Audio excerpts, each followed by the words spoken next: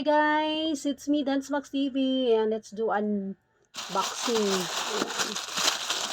Kailangan ko mag-unbox guys para sa review ko kay TikTok. Pang ano to guys, pang business ko sa tindahan ko guys, para pandagdag income. Alam niyo na kung ano-ano na titinda ko para pandagdag sa benta dito sa tindahan.